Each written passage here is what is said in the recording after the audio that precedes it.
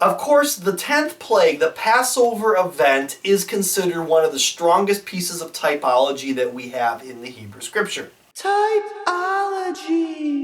Jesus' dying and rising is called the Paschal Mystery. The word Paschal is Greek for Passover. Our faith is based on a Passover event in the New Testament. So what are the connections between the Exodus Passover and, of course, the Jesus Passover? God instructs the Israelites to take an unblemished lamb that they are going to sacrifice, and they're going to use the hyssop branches to put its blood up on a wooden beam above the door. An unblemished lamb. Jesus is without sin. Like the lamb in Passover, he is innocently sacrificed.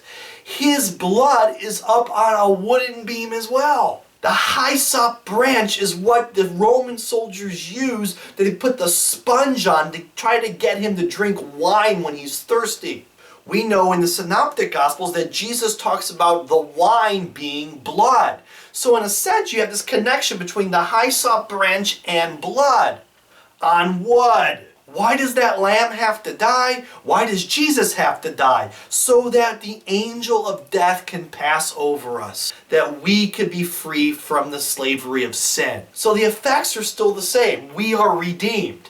And the difference between the Passover event in Exodus and Jesus' Passover is that the Passover in Exodus was specifically to save God's chosen people.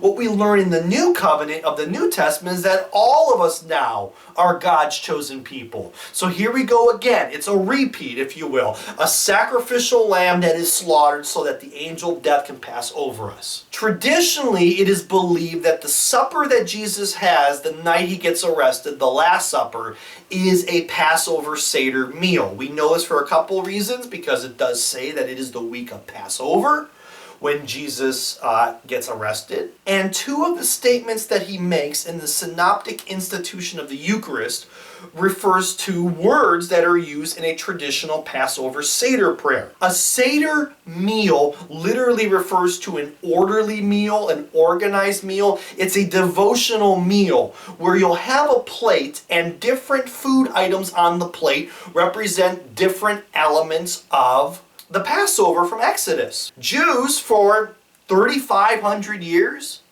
have celebrated the Passover very similar to that first Passover you see the night of the 10th plague.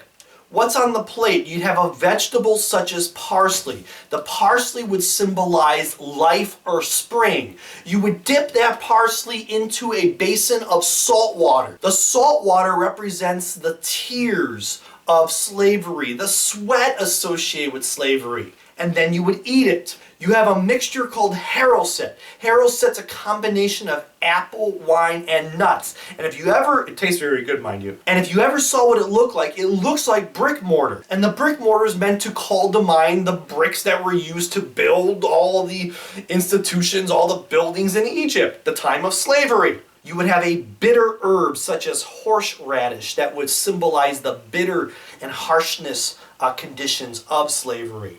You would have an inedible bitter herb such as, again, horseradish root that symbolizes the atrocity of the infanticide when Ramesses I said to kill those Jewish babies. This herb is inedible because the harshness of these conditions cannot be swallowed. You would obviously have a roasted lamb or a roasted goat to symbolize, of course, that innocent lamb who was slaughtered and the blood's put above the door. You'd have a roasted egg that recalls the roasted lamb that was slaughtered at the temple during the season of Passover. And don't forget the matzah bread, because after all, it's the matzah that Jesus picks up and says, "This is my body." You have 4 cups of wine that symbolize the 4 promises that God makes to Moses.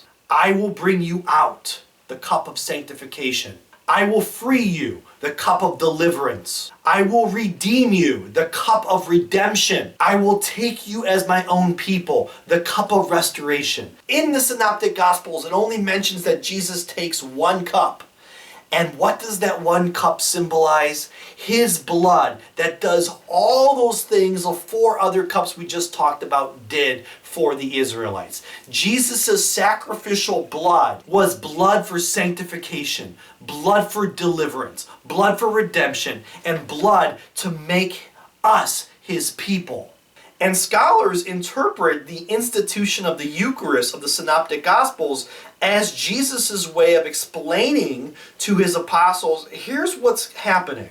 Here's what's going to happen. Here is the meaning of what is happening. And after all, Jesus often told parables, right? He told familiar stories, familiar language, familiar images to connect with his audience. If this was Passover night when Jesus did the Last Supper, it makes sense he's going to use the theme of the evening as an explanation for what's about to happen to him. In short, he's telling his Jewish followers, y'all know what happened back in Exodus? It's happening again, and this time I'm the Lamb. A lot of people tend to be confused with the Catholic interpretation of the Eucharist on it being the presence of Jesus in terms of his flesh and blood. I don't think this is that confusing, namely because if you understand the Jewish Seder prayer, you can understand the Catholic interpretation of the Eucharist. Because when the Jews eat that parsley dipped in salt water, it's not to reminisce or to recollect what happened at Exodus, but it's to call to mind ways in which Jews, past, present, and future, are in need of freedom from slavery, are in need of liberation. Everything on a Seder plate is meant to trigger an emotion.